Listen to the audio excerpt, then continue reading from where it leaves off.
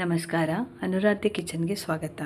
ಇವತ್ತು ನೋಡಿ, ಇಲ್ಲಿ ನಾನು ಒಂದು ಹೊಸ ರೆಸಿಪಿ ತೊಗೊಂಡು ಬಂದಿದ್ದೀನಿ. ಚೀನಿಕಾಯಿ ಇಡ್ಲಿ ಅಂತ. ಇದು ತುಂಬ ಚೆನ್ನಾಗಿರುತ್ತೆ, ಸಿಂಪಲ್ಲಾಗಿ ಮಾಡ್ಕೊಳ್ಬೋದು, ಹಾಗೆಯೇ ಟೇಸ್ಟ್ ತುಂಬ ಚೆನ್ನಾಗಿರುತ್ತೆ. ಈ ಥರ ಬಿಸಿ ಬಿಸಿ ಇಡ್ಲಿ ಮೇಲೆ ತುಪ್ಪ ಹಾಕ್ಕೊಂಡು ತಿನ್ನೋಕ್ಕೆ ತುಂಬ ಚೆನ್ನಾಗಿರುತ್ತೆ. ಇದಕ್ಕೇನು ಸೈಡ್ ಡಿಶ್ ಇಲ್ಲದೆ ಇದ್ರೂ ತಿನ್ಬೋದು, ಅಷ್ಟು ಚೆನ್ನಾಗಿರುತ್ತೆ. ಮಕ್ಕಳಿಗಂತೂ ತುಂಬ ಇಷ್ಟ ಆಗುತ್ತೆ. ನೋಡಿ ಎಷ್ಟು ಸಾಫ್ಟ್ ಆಗಿದೆ ಅಂತ. ಇದು ಚೀನಿಕಾಯಿ ಹಾಕಿ ಯೂಸ್ ಮಾಡೋದ್ರಿಂದ ಹೆಲ್ತಿಗೂ ಒಳ್ಳೆಯದು. ಹಾಗೆ ಮಕ್ಕಳಿಗೆ ಏನಪ್ಪ ಟಿಫನಿಗೆ ಡೈಲಿ ಮಾಡಿಕೊಡೋದು ಅಂತ ಯೋಚನೆ ಮಾಡ್ತಾಯಿದ್ದೆ, ಈ ಥರ ವೆರೈಟಿಯಾಗಿ ಮಾಡಿಕೊಟ್ರೆ ಅವರಿಗೂ ಇಷ್ಟ ಆಗುತ್ತೆ.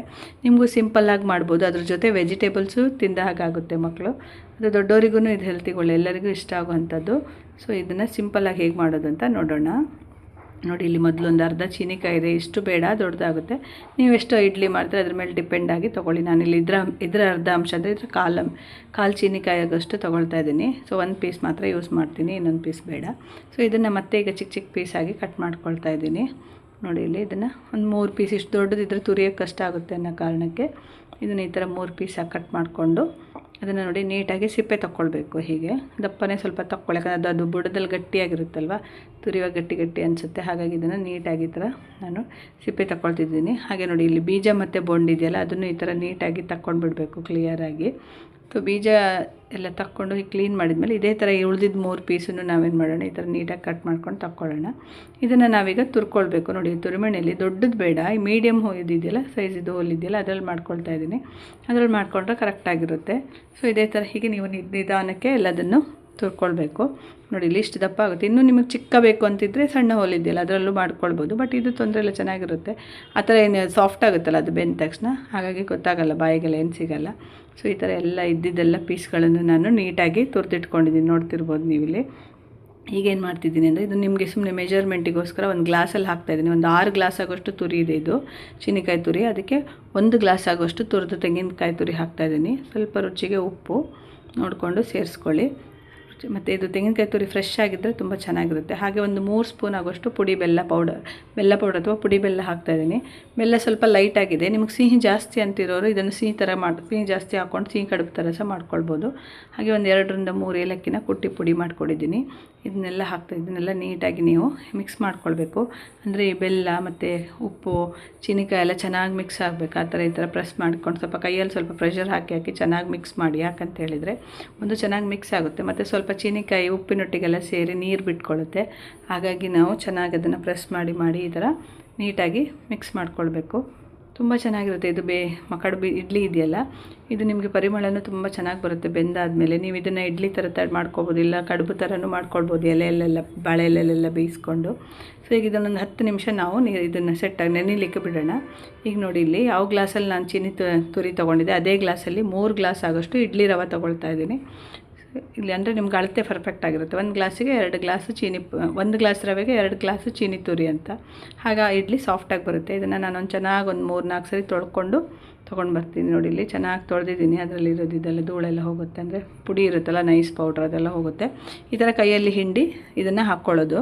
ನೀರು ಸಮೇತ ಹಾಕ್ಕೊಂಡ್ರೆ ಮತ್ತೆ ನೀರು ಜಾಸ್ತಿ ಆದರೆ ಕಷ್ಟ ಅನ್ನೋ ಕಾರಣಕ್ಕೆ ಈ ಥರ ಹಾಕ್ತೀನಿ ನೀರು. ಆಮೇಲೆ ನಾವು ಇದನ್ನೆಲ್ಲ ಮಿಕ್ಸ್ ಮಾಡಿದ ಮೇಲೆ ನೋಡಿ ಬೇಕಾದರೆ ಸೇರಿಸ್ಕೊಳ್ಳೋಣ. ಈ ಥರ ನೋಡಿ ಚೆನ್ನಾಗಿ ಮಿಕ್ಸ್ ಮಾಡಬೇಕು.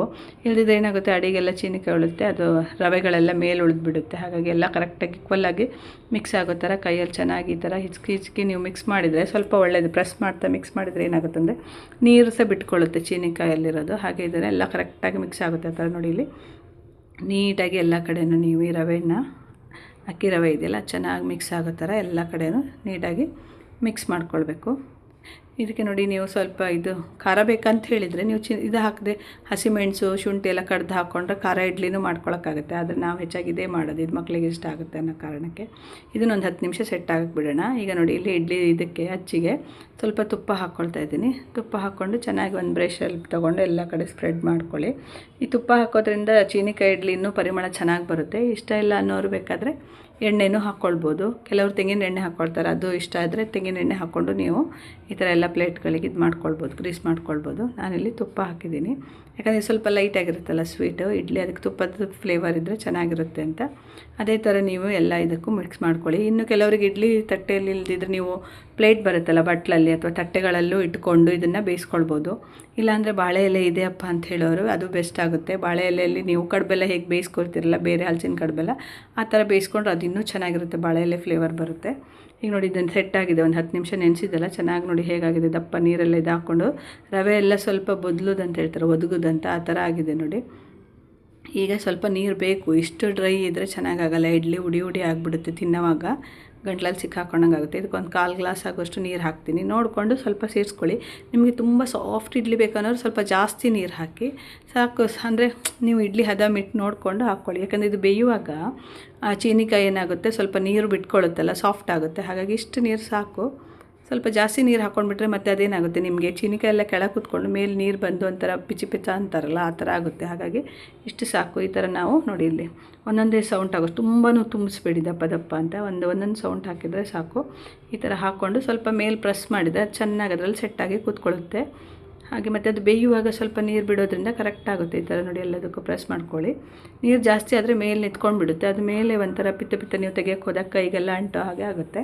ಇಲ್ಲಿ ನೋಡಿ ಈಗ ನೀರು ಕಾಯ್ಲಿಕ್ಕೆ ಇಟ್ಟಿದ್ದೆ, ಚೆನ್ನಾಗಿ ಕಾಯ್ದಿದೆ. ಕಾದ್ಮೇಲೆ ಇದನ್ನು ಪ್ಲೇಟ್ಗಳಲ್ಲಿ ಅಚ್ಚುಗಳು ಇಡ್ಲಿ ಸೆಟ್ಟಲ್ಲಿ ಇಟ್ಕೊಳ್ಳೋಣ.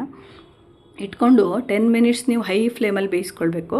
ಮತ್ತು ಒಂದು 10 minutes 10 to 15 minutes low to medium ಫ್ಲೇಮಲ್ಲಿ ಇಟ್ಟು ಬೇಯಿಸಿದರೆ ಇಡ್ಲಿ ಚೆನ್ನಾಗಿ ಬೇಯುತ್ತೆ.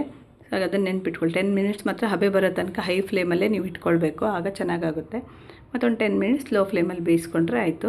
ನೋಡಿ ಇಲ್ಲಿ ನಾನು ಬೇಯಿಸಿ ತೊಗೊಂಡು ಬಂದಿದ್ದೀನಿ, ಸರ್ವ್ ಮಾಡಿದ್ದೀನಿ.